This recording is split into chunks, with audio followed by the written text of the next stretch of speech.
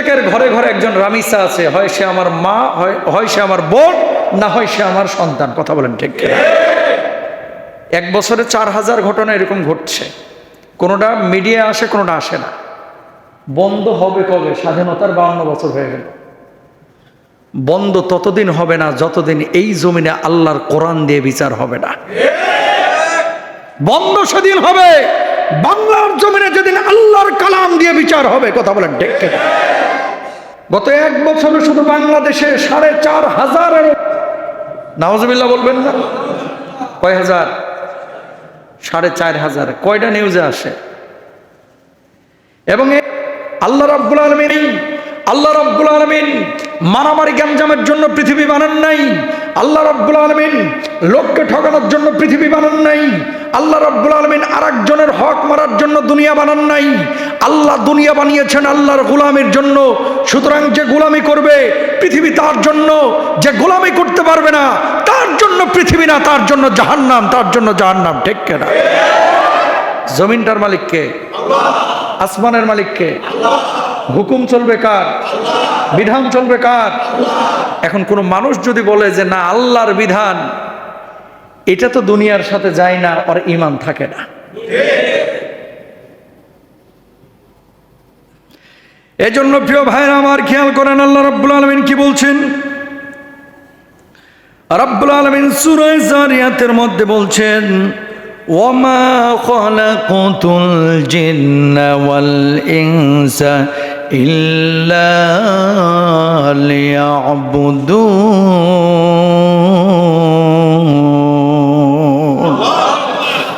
আমি মানুষ আর জিনকে তৈরি করেছি এজন্যই যে তারা আমার ইবাদত বন্দেগী করবে। মা উরিদু মিনহুম মির রিজকিন ওয়া মা উরিদু আন ইউতঈমুন।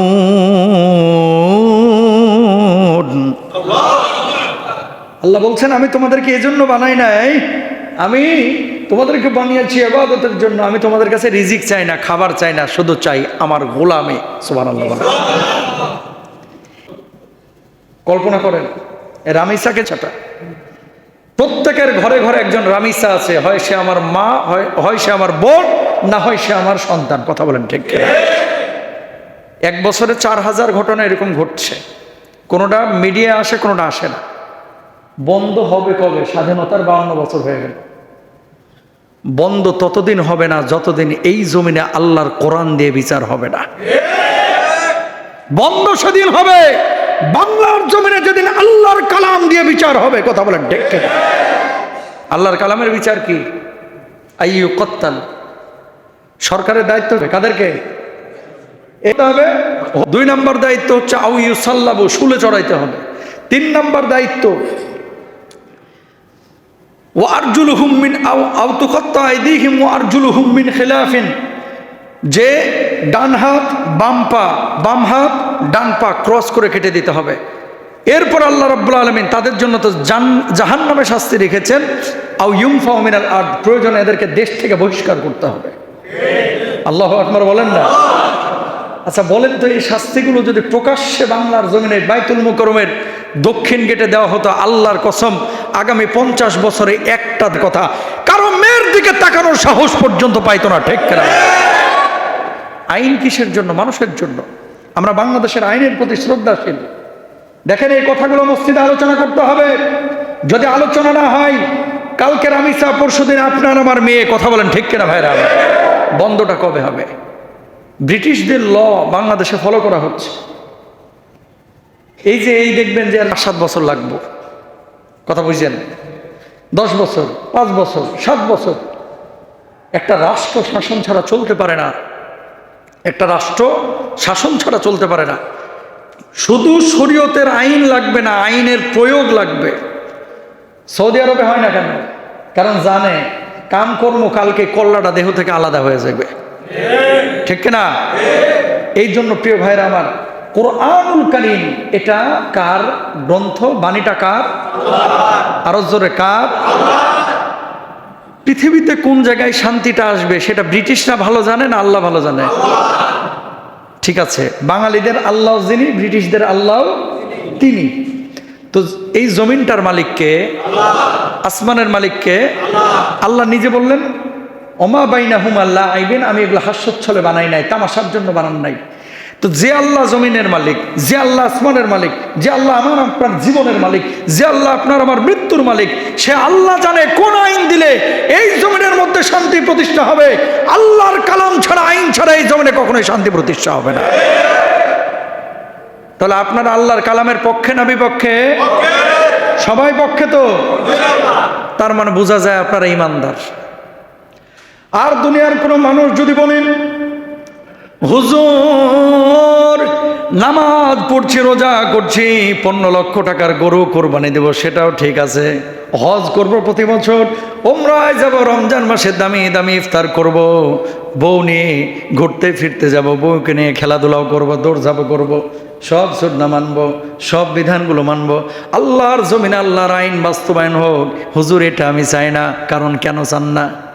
কারণ আল্লাহর জমিনে আল্লাহর আইন বাস্তবায়ন হইলে রাত্রিবেলায় আনন্দ পানি দিয়ে গলাটারে সিক্ত করা যায় না, ঠিক কিনা? নামাজ পড়ছেন, রোজা করছেন, হজ করছেন, যাকাত দিচ্ছেন, কিন্তু আল্লাহর জমিনে আল্লাহর বিধান কায়েম হোক, শরীয়ত কায়েম হোক, এটা যদি না চান, আল্লাহর কসম করে বলছি, আপনি ইমানের গণ্ডির মধ্যে নাই, কিছু মানতেছেন, কিছু মানতেছেন না। কথা বলেন ঠিক কিনা? আমার জীবন, আমার মরণ আমার কাছে যেমন দামি, আমার আল্লাহর কালাম আমার কাছে তেমনই দামি।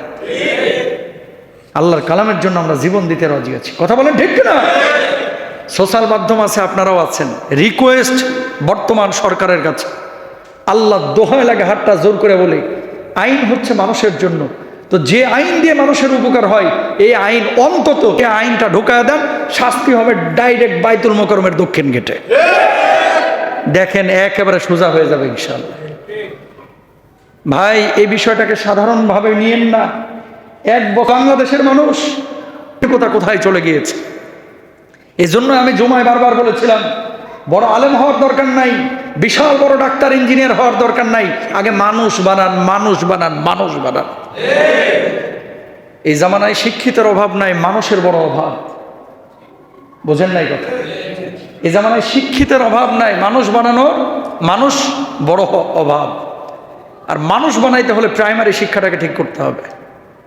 দুঃখজনক হলেও সত্য, যারা হর্তাকর্তা ভালো আছে মানুষ, একটা বাজেট যখন যায়, এই নিচের লোকগুলো 5 জন 7 জন এই কাটতে কাটতে প্রাইমারি স্কুলে ডিম দিচ্ছে, দুধ দিচ্ছে, কলা দিচ্ছে, বিস্কিট দিচ্ছে। হারামখোরগুলো ডিম দেয় পচা, কলা দেয় পচা, এরকম কিছু ঘটনা নিউজে দেখা যাচ্ছে। তো এই যে শরিয়ার আইন নাই, যদি শরিয়ার আইন থাকতো, ওই কলা পচা দেওয়ার কারণে এই বদমাশের 10 বছরের জেল হয়ে যাইতো। কথা বলেন ঠিক? তাহলে চুরি করলে হাত কাটা, এটা কি কল্যাণ না অকল্যাণ? বলেন তো, কল্যাণ না অকল্যাণ? ধর্ষণ করলেও যে 4টা শাস্তি যেটা বললাম, দেশান্তরিত করা, ওরা যদি বাহির করে দেওয়া হয়, বা রোহিঙ্গাদের মতো ও যে নোয়াখালীর চরের মধ্যে ফেলিয়ে দেওয়া হয়, আন্দামান দ্বীপপুঞ্জের মতো, যে ধর্ষণ করছস মৃত্যুদণ্ড হবে 5 বছর পরে, ঠিক আছে, 5 বছর দুনিয়ার সাথে তুই থাকতে পারবি না, এখন সাগরের মধ্যে জেলে থাক। মিশরের জেলগুলো হচ্ছে মাটির নিচে। কোথায়? আমাদের জেলগুলো তো মাটির উপরে, মিশরে জেলগুলো হচ্ছে মাটির নিচে। শক্ত শাস্তি এই ধরনের অপরাধের যদি দিতে পারেন, তাহলে কিন্তু এগুলো বন্ধ হয়ে যায়।